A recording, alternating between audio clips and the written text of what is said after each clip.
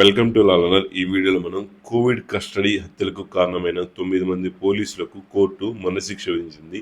ఈ కేసు గురించి ఈ వీడియోలో తెలుసుకోబోతున్నాం. భారతదేశంలో 2020లో కోవిడ్-19 లాక్డౌన్ సమయంలో జరిగిన ఒక ఘోరమైన సంఘటనలో ఇద్దరు పౌరులను పోలీసులు కస్టడీలోకి తీసుకొని నిబంధనలను ఉల్లంఘించారనే ఆరోపణలతో క్రూరంగా హింసించారు.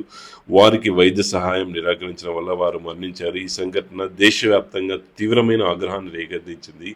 లాక్డౌన్ కాలంలో పోలీసులు ఇద్దరు పౌరులను అదుపులోకి తీసుకుని వారిని ఘోరంగా హింసించారు. వారికి వైద్య చికిత్స ఇవ్వకపోవడం వల్ల వారు గాయాలతో మరణించారు. ఈ ఘటనకు సంబంధించి పోలీసులపై నేరారోపణలు మోపబడ్డాయి. ఈ కేసును ఒక స్వతంత్ర ఏజెన్సీ పరిశోధించింది. వారు వైద్య నివేదికలు, సాక్షి వాంగ్మూలాలు, సీసీటీవీ ఫుటేజ్ మరియు ఫోరెన్సిక్ ఆధారాలను సేకరించారు. విచారణలో ఈ నేరం రేరెస్ట్ ఆఫ్ రేర్ ప్రమాణానికి అనుగుణంగా ఉందని పరిశీలించారు. కోర్టు 9 మంది పోలీసులను కస్టడీ, హింస, హత్య, అధికార దుర్వినియోగం పాల్పడినందుకు దోషులుగా నిర్ధారించింది. వారి చర్యలు భారత రాజ్యాంగంలోని ఆర్టికల్ 21 అంటే జీవించే హక్కును ఉల్లంఘించాయని పేర్కొంది.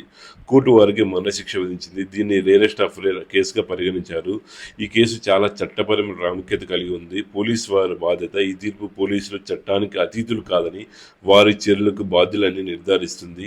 నెక్స్ట్, నేరం యొక్క తీవ్రతను అనుగుణంగా మరణశిక్ష విధించడం చట్టపరంగా సమర్థనీయమని నిరూపించింది. నెక్స్ట్, ఈ తీర్పు జీవన హక్కు మరియు వ్యక్తిగత గౌరవాన్ని కాపాడడానికి ప్రాధాన్యం ఇస్తుంది. కస్టడీ హింస. ఈ కేసు కస్టడీలో జరిగే హింసను వెలుగులోకి తెచ్చింది.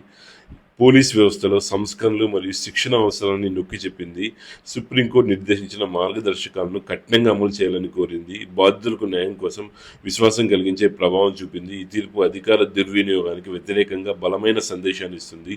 పోలీస్ వ్యవస్థలో జవాబుదారీతనం పెంచడానికి, ప్రాథమిక హక్కుల రక్షణకు ప్రాధాన్యం ఇవ్వడానికి ఈ కేసు ఒక మైలురాయిగా నిలిచింది. ఈ కేసుపై మీ ఒపీనియన్ని కామెంట్ రూపంలో తెలియజేయండి. Please subscribe my channel. Thank you for watching video. జై హింద్.